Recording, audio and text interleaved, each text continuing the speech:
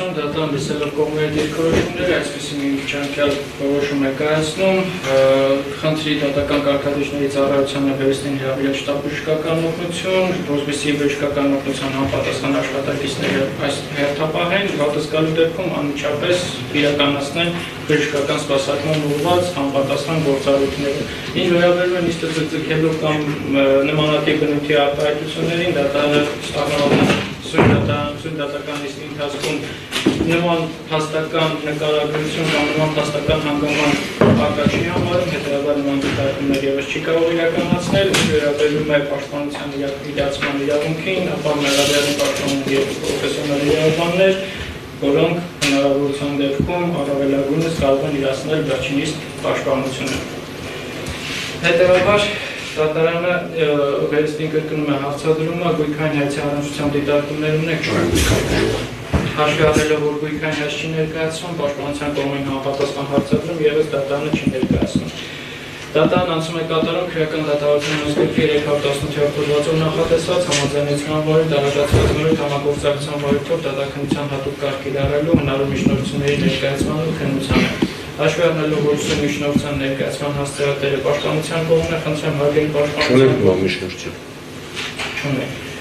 Ամփոփելով դատարանն անցում է կատարում քրեական դատավարության նույնիսկ գրքի 319 հոդվածով նախատեսված ապացուցման ենթակա հետազոտման ենթակա ապացույցների ծավալի հարցի քննարկմանը։ Նախքան համապատասխան հարցադրման հնչեցումը դատարանը բարձրաբանում է, որ դատավարության մասնակիցները հիմնական դատալսումներում հետազոտման ենթակա ապացույցների ծավալի առնչությամբ դիրքորոշումներ ներկայացնելիս պետք է հիմնավորեն թե մեկի կայացնելու համար նշանակություն ունեցող ինչ փաստական հանգամանքի հետքում կամ հաստատվում կոնկրետ ապացույցով կամ ապացույցների համակցությամբ, ինչպես նաև այդ ցանկը ներկայացնելուց հետո դիրքորոշում ներկայացնել նաև հետազոտման ենթակա ապացույցների հաջորդականության առնչությամբ։ Խնդրեմ հարգելի ամեն մեղադրողներ ներկայացրեք ձեր Շնորհակալություն պատվիրժան դատարան, դեպքերությամբ սկսեմ ես շարունակի գործընկերս պատվիրժան դատարան գտնում եմ, որ դատարանում պետք է հետազոտվել հետևյալ ապացույցները։ Ես կփորձեմ հնարավորինս հակիրճ եւ հնարավորինս հիմնավորված ներկայացնեմ, թե յուրաքանչյուր ապացույց ինչ նշանակություն ունի եւ որքան է կարեւոր վերդիկտ կայացնելու համար։ Եվ այսպես պատվիրժան դատարան գտնում եմ, որ դատարանում պետք է հետազոտվեն Երևան քաղաքի առաջին հերձանի ընդհանուր իրավասության քրեական դատարանի նշելիս հատորն նույնպես կնշեք, պատվիրժան դատարան, ես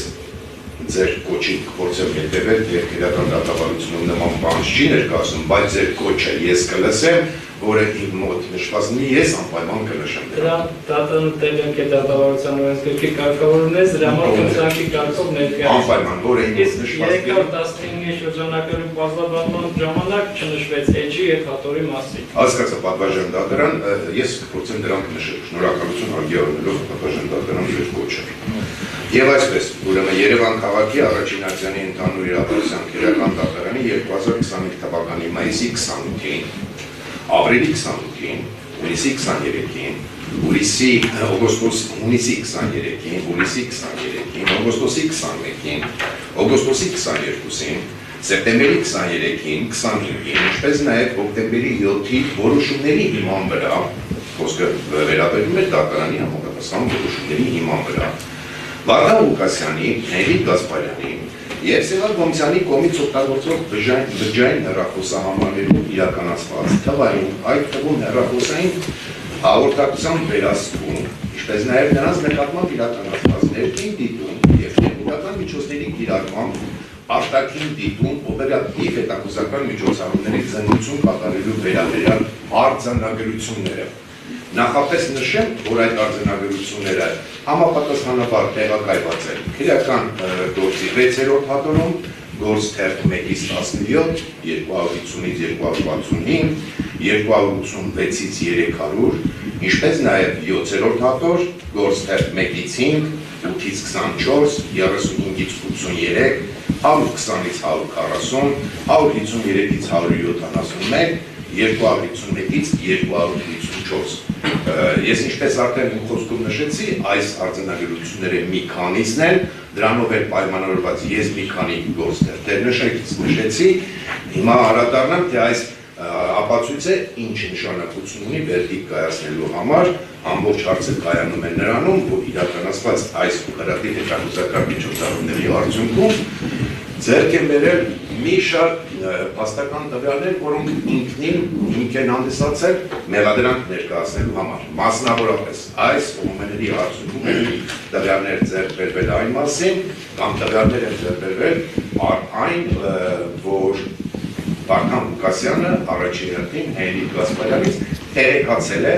Սևակ Գոմցյանի, այսպես ասած, ձեր մտորության հուզող հարցի խնդրի մասին։ Այսինքն ապացուցում է, որ այո, Վարդան Ղուկասյանը տեղյակ է եղել խնդրի մասին, որ այդ հողատարածքի խնդիր կա, հաջորդ երկու միջոցառումների արդյունքում տվյալներ են ձեռք բերվել այն մասին, որ այդ մասին տեղեկանալուց հետո Վարդան Ղուկասյանի եւ Հենրիկ Գասպարյանի միջեւ տեղի են ունեցել խոսակցություններ այն մասին, որ միգուցե հողամասը ներողություն շինությունը չքանդվի, բայց դրա դիմաց Սևակ Գոմցյանը գումար տա։ Հաջորդ եւ արկային խոսակցություններ այն մասին, որոնք վերաբերվում են Հենրիկ Գասպարյանի եւ Սևակ Գոմցյանի միջեւ տեղի ունեցած զրույցների, որոնք կատարվել են նույն գաղտնալսումների արդյունքում ձեռբերված փաստերի համաձայն Վարդան Ղուկասյանի հանձնարարությամբ։ Եվ այդ խոսակցությունների ընթացքում բանակցություններ են վարվել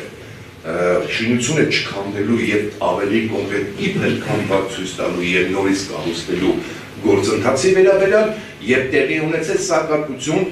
այդ դրա դիմաց այդ գործունեության դիմաց բար պահանջվելու մասին։ Այդ խոսակցություններն են վկայում, թե վերջապես ինչ հանգամանքներով պայմանավորված, այսպես ասած, համաձայնության են եկել վերջնական կաշառք գումարի վերաբերյալ, որը կազմել է 4 միլիոն դրամ, եւ հետագայում նաեւ առհասարակ այս խոսակցությունները ձեռք են բերվում նաեւ այս խոսակցություններով հիմնավորվում են նաեւ այնպիսի փաստական տվյալներ, որոնք վկայում են,